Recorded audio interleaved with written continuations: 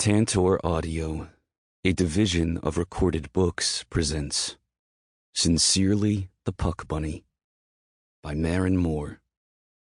Narrated by Alex Kydd and Emma Wilder. Chapter 1. Briggs. Then. Second chances are rarely ever easy. Take it from me, a guy who's done more than his share of fucking up the last few years. Truth be told, I've lost track of what chance I'm on, and this time, I'm giving it all I've got. While that might not be admittedly much, I'm trying. I hear that's what matters. From the team-appointed shrink, that is. But I figure if I have to sit there for a mandatory hour of listening to him talk, I should take something from it. Besides the headache when I leave. After all, the shrink is what put me here, coaching youth hockey in the first place. When you're holding your stick, get a firm grip on the shaft of the stick. Do what feels comfortable, but you want to be able to keep it close, so you still have enough room to maneuver it how you need to, even when battling a guy for the puck. A dozen helmet-clad 8-year-olds nod at my instructions. All right, let's do some puck practice. 10 minutes. I want you to get familiar with your stick and the puck before we really start moving on the ice. I blow the ridiculously loud whistle, and the kids disperse to their spots on the ice to practice the drill. There are a lot of things I'm good at, like pissing my coach off in 2 seconds flat. Generally, that requires at least one of the following things: whiskey, a puck bunny, or a camera. Sometimes fighting, sometimes spending the night in a jail cell until I'm sober enough to walk out on my own. I never said any of the things I was good at were good things. Most of the time they're not.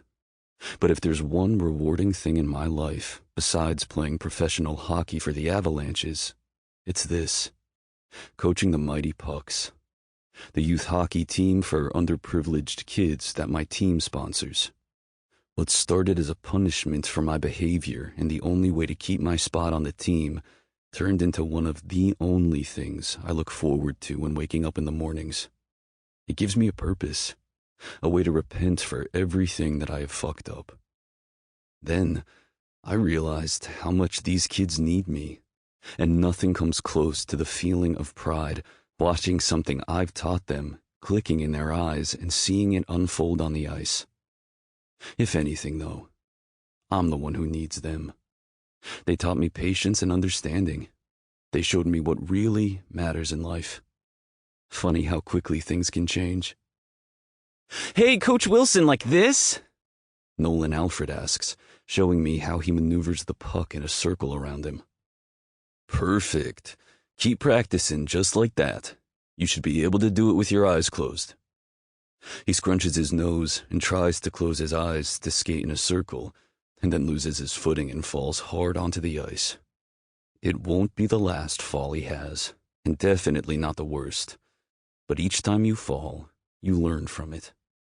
Which way to not hit the puck, which way to avoid the defense trying to steal it from right underneath your nose.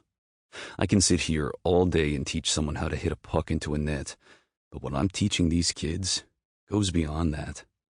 Most of these kids come from a less than ideal home situation, whether they're in foster care, group homes, or with relatives who've taken them in. Some of their parents are junkies, some are in jail, some are dead.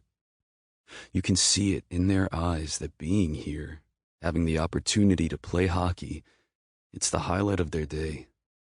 When I pulled my head out of my ass and stopped being such a selfish fuck, I realized that I was the lucky one to be able to come here and teach them. It's my way of repenting for the things I've done. Of all the shit I've been through in the past few years, of all the times that I thought I hit rock bottom, only to fall farther, and of all the people who tried to save me from it, it took a bunch of kids to make me see the light of day. Go figure. My phone begins vibrating in the pocket of my sweats, over and over, causing my head to begin pounding in sync with the incessant buzzing. There's only one person who calls a minimum of 10 times if I don't pick up. Mom. I pull it from my pocket and reject the call, then switch it from vibrate to silent. I can't deal with her. Not right now. It's been over a week since I've answered her calls because my head's fucked up, and when I'm in this headspace, the less I have to deal with my family, the better. I push it out of my head and focus on the kids. They're eager and willing to learn this season, which makes practice fly by at a faster than normal pace. And before I know it, it's time to leave. All right, guys, see you on Wednesday. Practice at home if you have free time. Make sure to work on skating backwards. And what's the number one rule? I asked the crowd. Don't be afraid of the ice, they chant in unison. Haha, good. Have a good night. As they start to pack up, I keep an eye on all of the kids. Some are new this year, and I don't know much about them, except what their info sheet says. Then some are repeat kids from last year, and with me for another year before they move up in the league. Soon, everyone's gone but one kid. I noticed him when he first walked into practice today. Quiet and probably the smallest kid on the team. Didn't have much to say to anyone, but followed every direction I gave him. It's obvious this isn't his first time playing hockey, but I haven't had the chance to spend any one-on-one time with him yet. Jake is his name. I watch as he shoots the puck over and over into the empty net. His unkempt, shaggy black hair falls into his eyes. I noticed most of practice he was pushing it from his face, and when his helmet was on, it was almost covering his eyes. When I skate to him, he looks up at me with bright, striking green eyes that seem to go with the smattering of mismatched freckles along his nose. Your slap shot's good, I tell him. He nods, his gaze connecting with mine for a moment before he diverts it back to the net. I've been practicing for a long time. Kids pick on me, say I'm too small to have a powerful shot. Kids are fucking brutal. I remember those days. I was a small kid, and it took a lot of practice and hard work before anyone took me seriously. Nah, not true. I know plenty of guys who aren't built like a brick shithouse and have powerful slap shots. Jake looks at me with wide eyes, his shaggy hair falling into his eyes again. He quickly pushes it out of his face to watch me. It's not just about your size. It's about technique. The trick is to keep practicing. Every day, do 100 shots back-to-back in the net, but do it with the opposite hand. You left-handed? He nods, so I take the stick and put it in his right hand. Do it with your right hand. Your body has muscle memory, and your muscles are used to you shooting with the left. You practice with your right hand, 100 shots a day. Then you'll get that permanent muscle memory. It's all about repetition. Don't let anyone tell you that you can't. Prove them wrong. Show them that you can. Using my stick, I shoot with the opposite hand, and the puck hits the net so fast, Jake's eyes can hardly watch as it flies. Holy shit, he whispers in awe. Language, I say sternly, even though I was saying way worse shit at his age. Another thing, when you're at home practicing with the net, make sure you're bending your knees, just like you would on the ice. Don't stand straight up. Use the power from your legs and your body to get that shot in there. This is awesome. Thanks, coach. I nod, feeling pride swell in my chest. It feels good to teach these kids. It feels good to give back after all the fucking up I've done. Your ride coming? I ask. Yeah, my foster dad has to work late sometimes. He shrugs.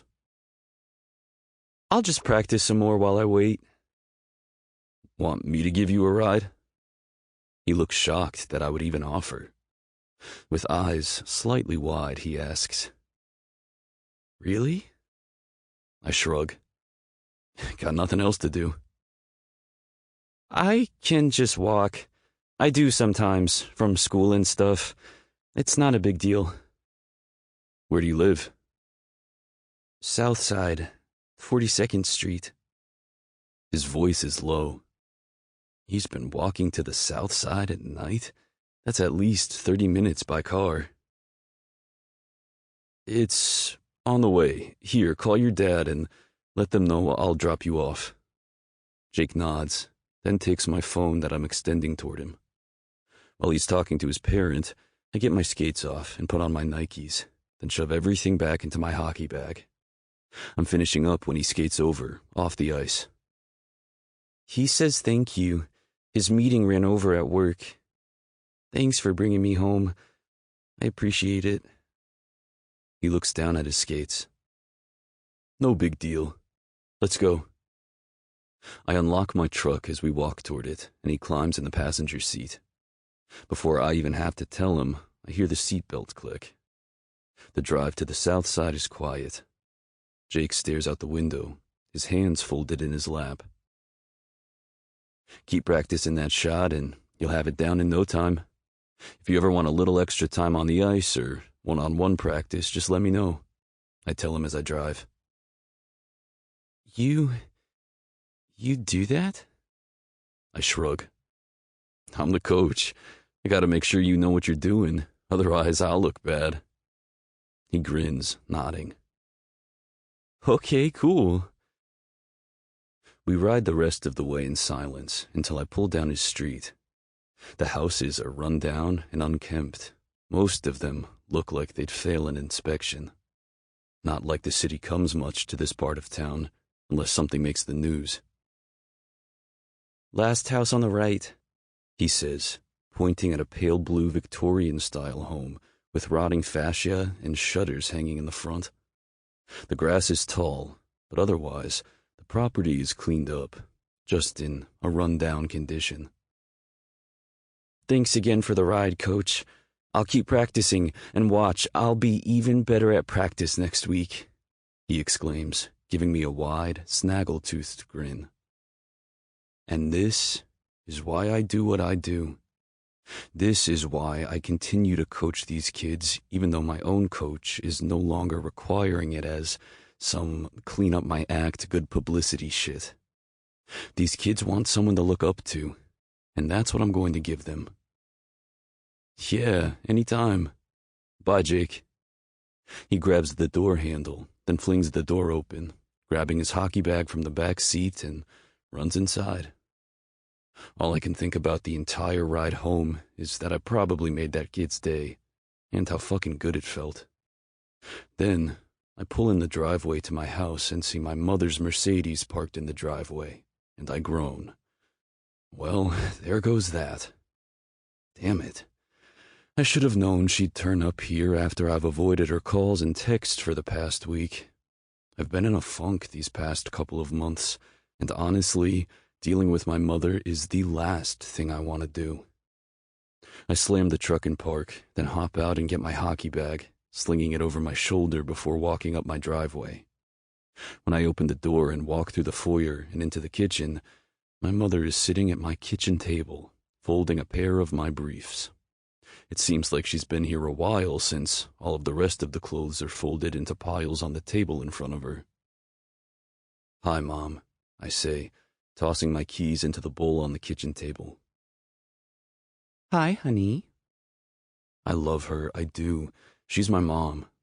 But she forgets that I'm a grown man, and every single time she comes over and makes herself at home when I'm not here, I regret the day I decided to give her a key. I just wanted to stop by and check on you. I haven't heard from you all week, and you didn't answer when I called earlier, so here I am. She laughs. Yes, here you are. Mom, you don't have to do that. I've told you 1,000 times. She shrugs, offering me a small smile, then blows a piece of blonde, wispy bang that has fallen free from the loose bun at her neck. I know, Briggs, but it's what moms do. They take care of their babies, even if they are grown now. Thank you. I appreciate it nonetheless. Walking over, I give her a quick hug, drawing her into my arms. Sometimes I wish things were different and I wasn't as fucked up as I am, at least for her sake. I hate that she has to be in the middle of all this. Mom pulls back and pats my cheek. You need to shave this. It's getting long. I will. I came over to see if you would come to dinner this weekend, as a favor, for me. She takes my hands in hers, gazing up at me with hope in her eyes. Unease unfurls in the pit of my stomach, latching onto my insides and billowing outward. Family dinners used to be a weekly thing with our family. Before. Every Sunday, my brother and I would head to Mom and Dad's for dinner and to catch whatever hockey game was on. It didn't matter where we were or what we had planned. We'd drop it to make sure we were there. Seeing the way her face lit up, and she'd give us a real smile every time we walked through the door, made whatever sacrifice we made to be there worth it. I hate to be the one to crush her hopes every time she tries to put our family back together, but some things just can't be fixed. Mom. My jaw steels as I clench my teeth together. It seems like the same old wound, still raw with pain, continually rips back open at every turn. The constant reminder that at the end of the day, I'm the one preventing our family from being whole again, even if it was my brother who destroyed it in the first place. Brushing past her, I walk to the fridge and pull out a Gatorade, desperate for a moment to regain my composure. I have to remind myself that I'm not that guy anymore. I've worked too hard to let the man I am now slip through my fingers. Briggs, honey, I know you are still hurting, but we're your family. Your father and I miss you. Your brother... I cut my eyes at her mention of him. I'm not ready. I won't be ready for a long time, Mom. Look, I miss the way things used to be too. I miss when things weren't so badly messed up. I just can't. I'm sorry if that hurts you. Mom's face falls, and I almost regret my words. But there's too much history, too much anger, too much betrayal. Not only did my brother destroy the relationship between he and me, leaving it in irreparable pieces, he tore our entire family apart. I understand. I just wish that things were different. I wish that as your mother I could take away the pain that you're feeling. I wish I could fix this. Shaking my head, I say, but you can't, Mom. That's the truth, and it's better if you accept it for what it is. I have. Dad has. He's made his position on the matter more than apparent, and he's standing by Beau no matter what. Right or wrong. Tears well in her eyes, and she walks over to me, pulling me into her arms. Oh, I'm sorry, Briggs. Your dad loves you. I hope you know that. Despite anything else, we both love you so much. Most of the time when my mother comes over, we avoid talking about our family turmoil at all costs, so this conversation reopens old wounds, causing the pain to consume me once more. Not that it has ever gone away, not by any means. It's more like a dull, aching kind of pain that's always there, just under the surface. I'll call you soon, okay? I tell her. She sniffles but pulls back and quickly wipes away her tears. You going anywhere for the off-season? I shrug, not really having thought about a vacation. Probably not. I'm coaching the mighty Pucks still, and we're gearing up for games. Can't miss it. It makes me so happy that you're still involved with those kids. I'm proud of you. She gives me a quick hug, minus the tears this time, before picking her purse off the table in the foyer and walking toward the front door. I know you can't see it right now, but you've changed, Briggs. I see it each time I look at you. Soon that pain in your heart will fade, and the kind of man you are, once that pain fades, is what matters. I love you. The door shuts behind her, and for the rest of the night, I keep replaying her words in my head. What kind of man would I be once my soul wasn't so charred and broken? Chapter 2. Briggs. I reread the article again, like I haven't already memorized yet another jab from the girl who hides behind her keyboard. Maybe it shouldn't bother me so much, but it fucking does. Partially because I don't know who she is, and partially because she's right. It never fails. She always hits the nail on the head, driving it home, further making me feel like shit about something I've undoubtedly fucked up. Like it isn't enough that I've done it to myself, the entire world has to partake in my downfall. I mean, who does she think she is? I grumble, my finger punching the screen angrily as I scroll. Why me? Why single me out of all the assholes in the NHL? The anonymous sports blogger, who calls herself the Puck Bunny, has been making my life hell since the day she discovered I was someone who would make her job easier. She mostly reports on stats, hockey scores, and hockey-related gossip, but for whatever reason she hates me. And I don't just mean a strong dislike, I mean she loathes me. Every single time she's mentioned my name on that damn site, it's been to drag it through the mud, and I can't figure out why she's so damn fixated on me. You give her enough shit to write about, she's gonna keep writing it. Duh. Graham shrugs, then groans, deep and dramatically. The controller in his hand goes flying when he dies, yet again on whatever game he's playing on the Xbox. It narrowly misses the 70-inch flat screen on my wall, and I narrow my eyes at him. Best friend or not, don't fuck with my man cave, especially not my TV. If you break my TV with your rage problems, you're buying me another one. 10 inches bigger. No, make it 20. I toss back the rest of my beer before setting the bottle back on the table in front of me. And who cares about what I do? Out of all the athletes in the world, she chooses me to focus her bitter bullshit on. Who even said it's a girl?